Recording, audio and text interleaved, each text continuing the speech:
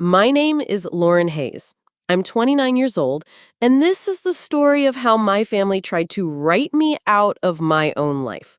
At a family meeting after my grandfather passed, my relatives smirked and told me, "You know this money belongs to us, not you."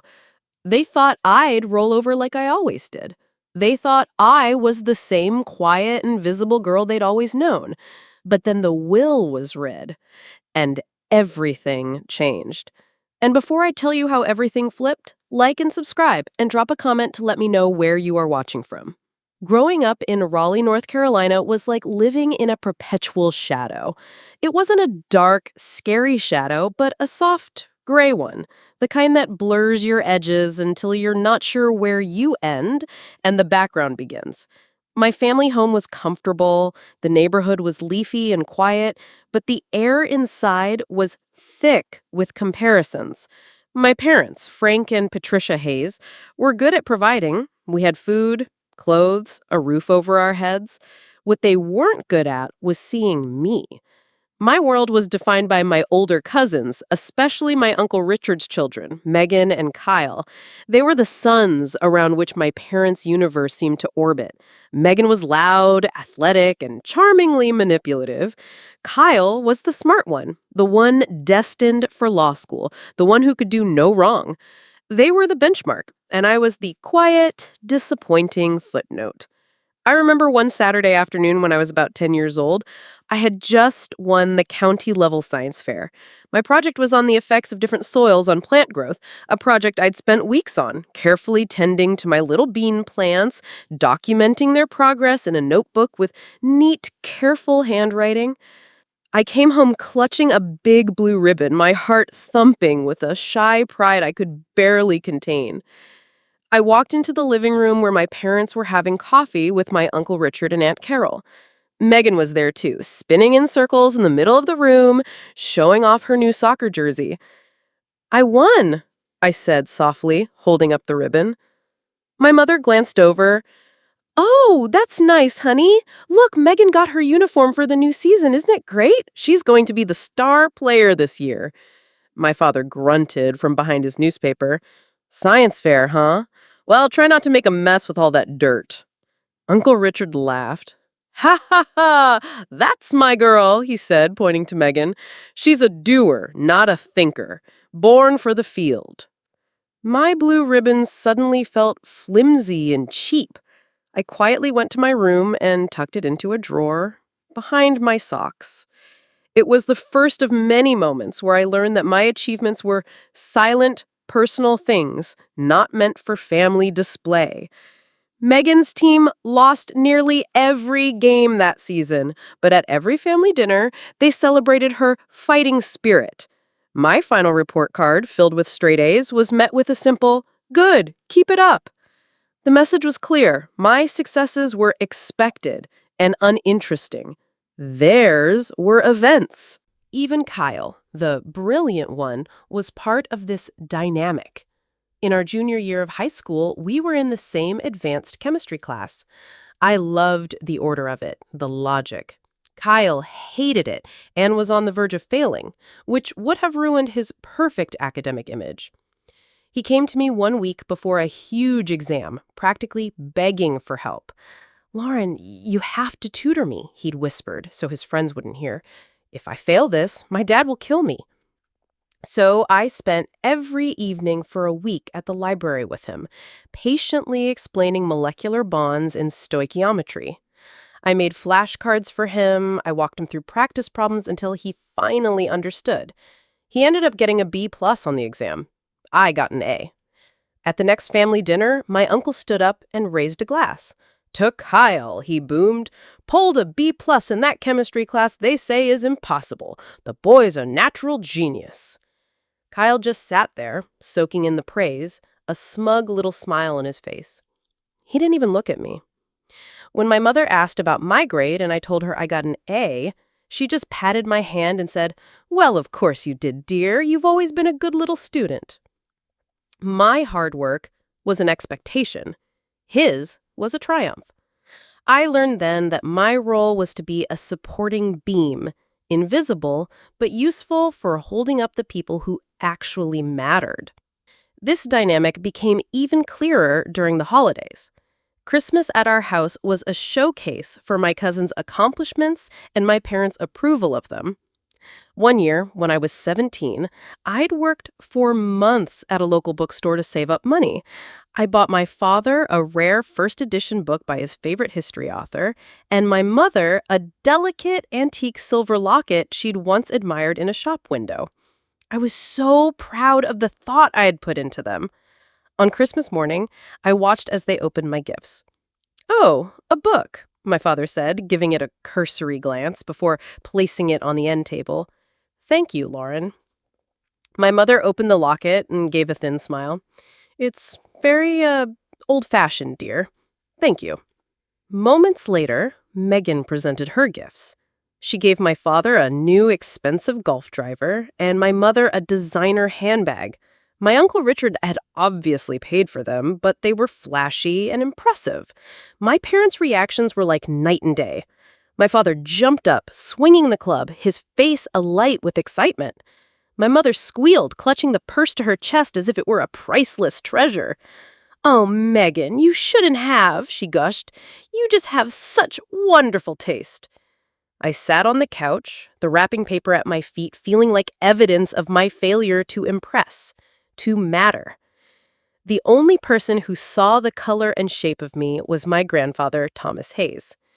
Grandpa was a Vietnam veteran, a man who had built a successful logistics company from the ground up with little more than an old truck and a will of iron. He was quiet, like me, but his silence was different. It wasn't the silence of being overlooked, it was the silence of observation, of thought. His hands were calloused from a lifetime of work, but his touch was always gentle. He lived in a modest single-story house on a few acres of land just outside the city. That house was my sanctuary. While my parents and cousins were at soccer games or shopping malls, I was with Grandpa in his garden or in his workshop, a place that smelled of sawdust and old oil. He didn't just talk to me, he listened. He would ask me about my science projects, about the books I was reading, about what I thought about the world. When it came time to apply for college, my parents had been typically dismissive. "Just go to the local community college, Lauren," my father had said. "It's practical. No sense in spending all that money when you'll probably just end up in a simple office job anyway." I was heartbroken. I had my sights set on the state university's accounting program. Feeling defeated, I took my application papers to Grandpa's house that Sunday. He sat me down at his heavy oak kitchen table, put on his reading glasses, and went through every line with me. He didn't just glance at it. He read it. "You have excellent grades, Lauren," he said, tapping a finger on my transcript. "And your essay here, it's good. It's clear. You've got a good head on your shoulders." He looked at me over his glasses. "Your father's a cautious man. Too cautious. He sees the world in terms of risk. I see it in terms of opportunity. You are an opportunity. Don't let anyone tell you otherwise." He leaned back in his chair. "When I started my business, everyone told me I was a fool, said I was risking what little I had. Your own father told me to just keep driving for the other guy, collect a steady paycheck. But I had a plan. I was quiet about it. I worked hard when no one was watching, and I was patient. That's the key." They called me the quiet one who won't go far. I confessed to him that afternoon, the old hurt bubbling up. He nodded slowly. "Good. Let him think that. Quiet isn't a weakness, Lauren. It's a power. You see things other people are too busy talking to notice. You listen." He smiled, a rare, warm thing. "And don't you ever confuse volume with value. A lion's roar is loud, but it's the silent hunt that feeds the pride. One day, you'll understand that strength doesn't need applause, it needs patience." He co-signed my student loan application that day. Without his support, I never would have gone to the university. Without him, I wouldn't be who I am. Those words, that belief in me, became my shield. I held them close through every family gathering where I was an afterthought. I worked hard to be self-sufficient, not because I was taught to be, but because he showed me I could be. When he passed away peacefully in the sleep at the age of 86, a part of my world collapsed. I got the call from my father early one morning. His voice was flat, matter of fact. "Your grandfather's gone. Passed last night. The funeral's on Friday." No comfort, no kindness, just a transmission of information. The days between his passing and the funeral were a strange, hollow limbo. The night after he died, I drove to his house. The family wasn't there yet. They were making arrangements, which I knew really meant they were on the phone with each other speculating. I let myself in with the spare key he'd given me years earlier. The house was still and silent, smelling of him, a faint mix of coffee, sawdust, and Old Spice. I walked through the rooms, my hand trailing along the back of his armchair. In his bedroom, I found a small, wooden box on his dresser. It wasn't locked. Inside were not valuables, but memories. A ticket stub from a baseball game we had gone to, a dried rose from his garden, a photograph of my grandmother, and a small, folded-up piece of paper. It was a letter I had written him from my dorm room during my first year of college, thanking him for believing in me. The fact that he had kept it, that it was important enough to save, brought the first wave of real, gut-wrenching tears.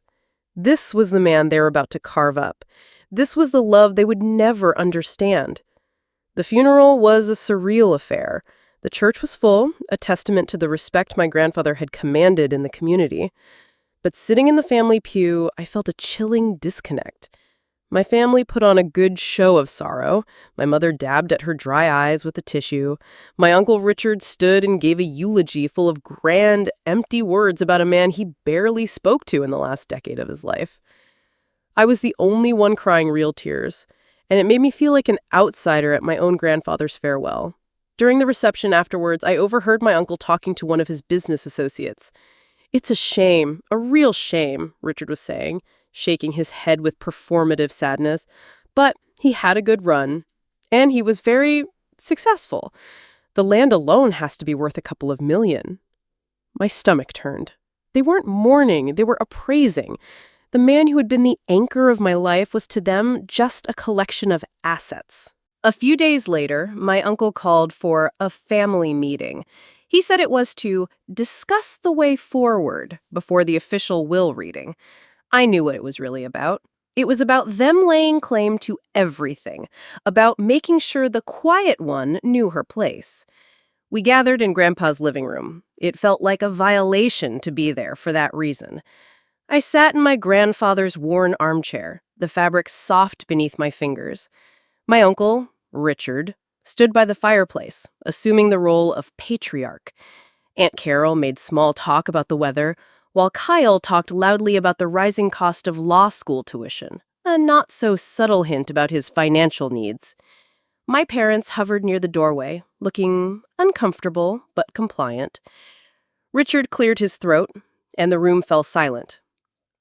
"All right," he began, his tone condescendingly gentle. "We're all grieving, but we need to be adults about this, practical." He looked directly at me, his eyes holding no warmth. "Lauren, we all know how much Thomas loved you, but he was an old-fashioned man, a family man. He would have wanted his estate, his legacy, to stay within the core of the family, to benefit everyone." I just looked at him, my heart starting to beat a little faster. He continued, leaning forward and placing his hands on the mantelpiece. "Let's be adults here, Lauren. Everyone knows Grandpa's estate was meant for the family. You don't need anything. You'll get a small check, of course, a little something to remember him by, and that'll be it." A small check. The words hung in the air, a blatant dismissal of my entire relationship with my grandfather. My cousin Megan, perched on the arm of the sofa, smirked. It was a familiar, cruel expression I had seen 1,000 times. "Dad's right," she chimed in, her voice dripping with false concern. "Besides, Dad says you don't have the brains to handle real money anyway. You'd probably just lose it." I flinched. The insult was so casual, so confident. I looked to my parents for support, for any sign of defense. My father stared intently at the carpet, refusing to meet my eyes. My mother, Patricia, shifted uncomfortably.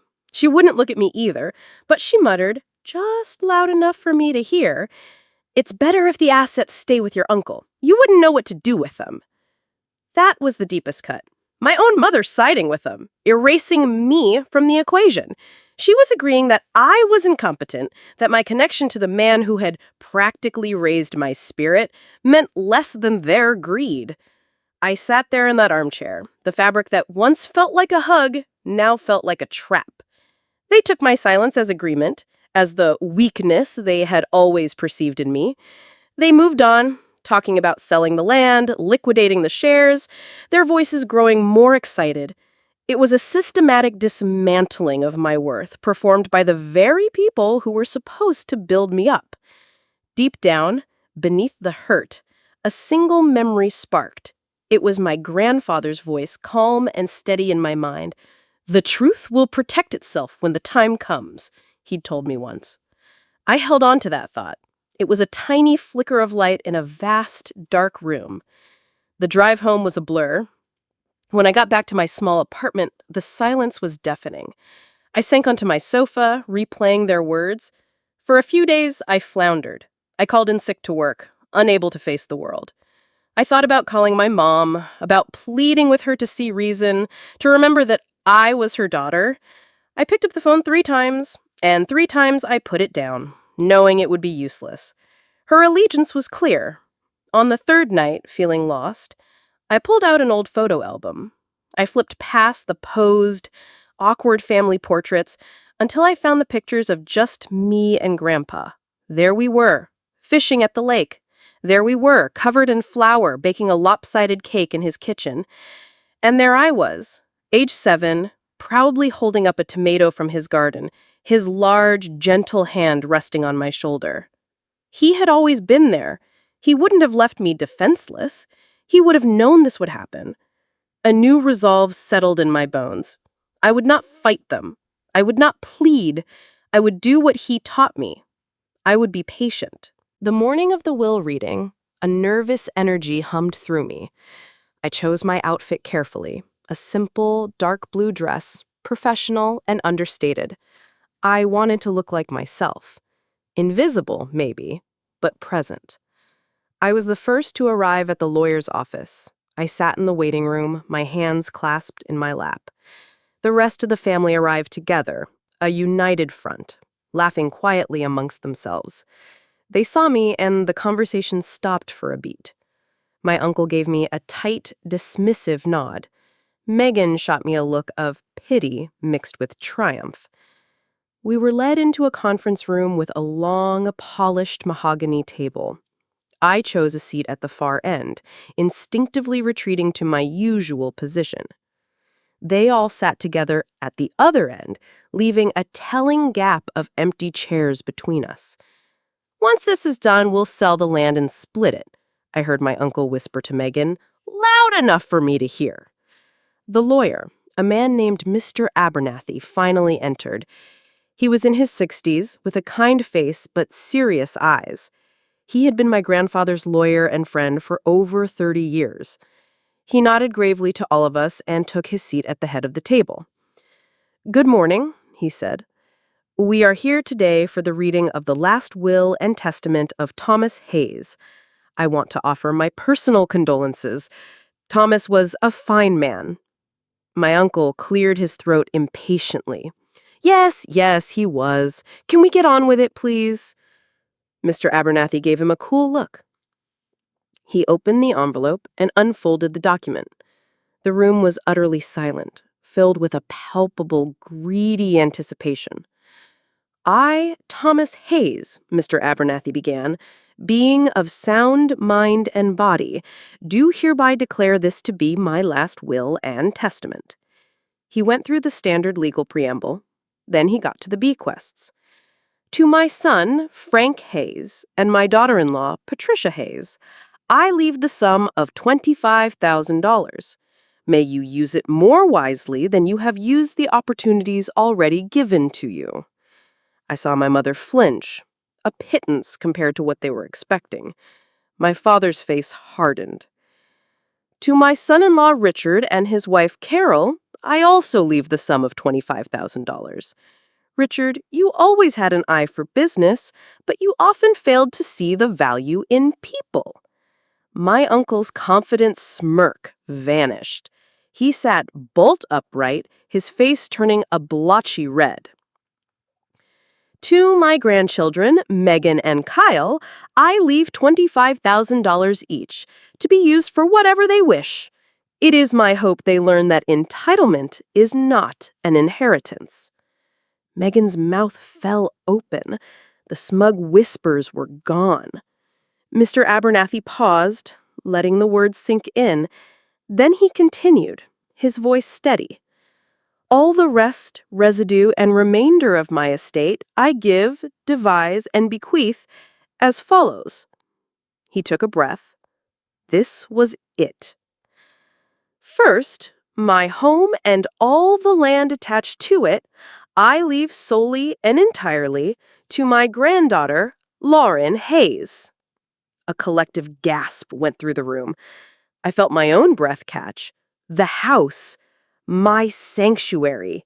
It was mine. Second, Mr. Abernathy continued, all of my shares in the Hayes & Sons Logistics Company, valued at approximately $2.3 million, I leave solely and entirely to my granddaughter, Lauren Hayes. Another shockwave. $2.3 million. The number was so large, it didn't feel real. Third, I have established an educational and charitable trust to be funded by the remainder of my cash assets in the amount of $1.5 million. This trust is to be managed and directed by a single trustee, my granddaughter, Lauren Hayes. Mr. Abernathy put the will down and read from a final separate note my grandfather had attached. His voice filled the silent room. To my granddaughter Lauren, who showed me loyalty, respect, and care when others only came around for favors, I leave the bulk of my estate. She has never asked for anything, and so I give her everything. She has the patience, the intelligence, and the heart to be a steward of what I have built. She is my true legacy. The silence that followed was heavy and suffocating. My Uncle Richard slammed his fist on the table. This can't be right, he roared. He promised me the land. Megan hissed at me. You manipulated him. This isn't fair. Then my mother's thin, reedy voice. Lauren, you can't possibly keep all this. You should do the right thing and share. In that moment, a part of me that had been quiet for 29 years finally found its voice. It wasn't loud. It wasn't angry. It was just clear. I looked directly at my mother, then at the rest of their furious, disbelieving faces. The will was his decision, I said, my voice steady, not mine, and I won't undo his wishes. I stood up. My legs felt surprisingly strong. I nodded to Mr. Abernathy, turned, and walked out of the room, leaving them behind with the shattered pieces of their greed. As I walked through the lobby, I could hear my uncle's raised voice begin to echo from the conference room, followed by Mr. Abernathy's calm, firm monotone. I didn't need to hear the words. I knew what they meant. The fight was over before it began. The weeks that followed were a siege. The first call came from my uncle. You're making a very big mistake, Lauren. We can drag this through the courts for years. Mr. Abernathy assured me the will is airtight, Uncle Richard, I replied calmly.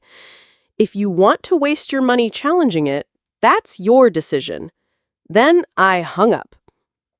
Next came my mother, the call I had been dreading most.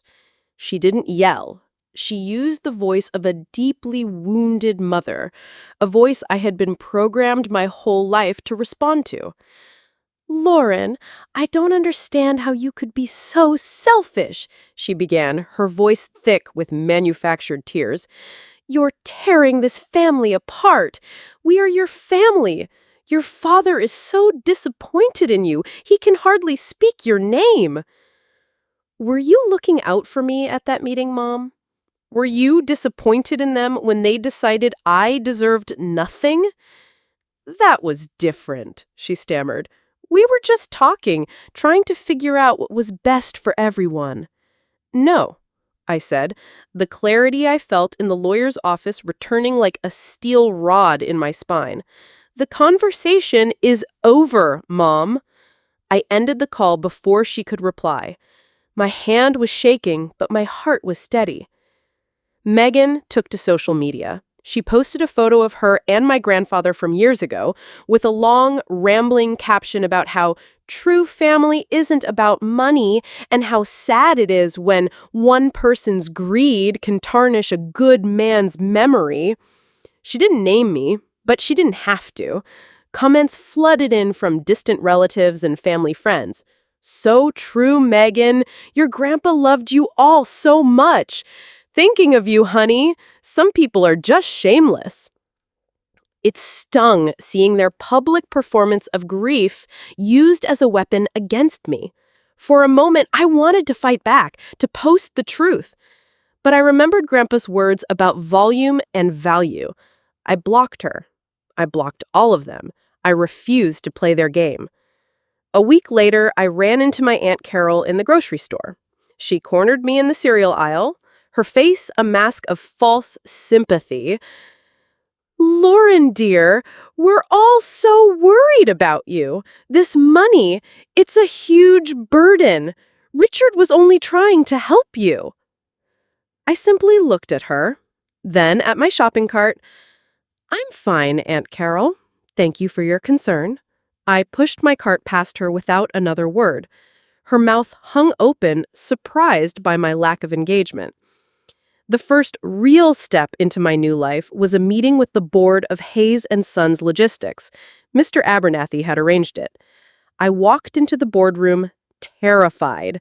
It was a group of 6 men, all over 60, all of whom had known my grandfather for decades. They looked at me with expressions ranging from pity to outright skepticism. I didn't try to act like I knew everything. I just listened. I listened as they discussed quarterly earnings, fuel costs, and driver shortages. I took notes. And because I wasn't trying to prove myself, I noticed something in the financial reports that they seemed to be glossing over. A recurring maintenance cost that was significantly higher than industry standard. Toward the end of the meeting, the CEO turned to me. "Well, Miss Hayes, do you have anything to add?" His tone was patronizing. I took a breath. "Yes, actually," I said, my voice clearer than I expected. "On page 12 of the quarterly report, the fleet maintenance costs seem disproportionately high. I know from my accounting background that our cost per mile is about 15% above average. Are we using a single supplier for parts? I think we could increase our margins significantly by rebidding that contract." The room went silent. The men looked at each other, then back at me. The CEO's patronizing smile was gone. "That's a very sharp observation, Miss Hayes," he said slowly. "We'll look into it." I had not been loud. I had been patient. And for the first time in a boardroom, I felt my grandfather's legacy settle comfortably on my shoulders. My biggest challenge and greatest comfort was the house. I spent weekends there, slowly sorting through a lifetime of memories. In his workshop, I found a box of his old journals. I spent hours reading them. He wrote about his disappointment in his son and brother-in-law. "Frank follows, he doesn't lead. And Richard only leads in the wrong direction.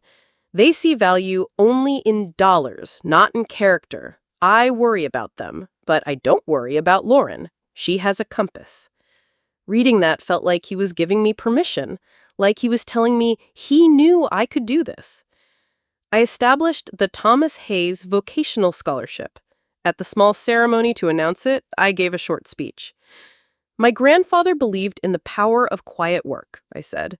He believed that strength didn't need applause.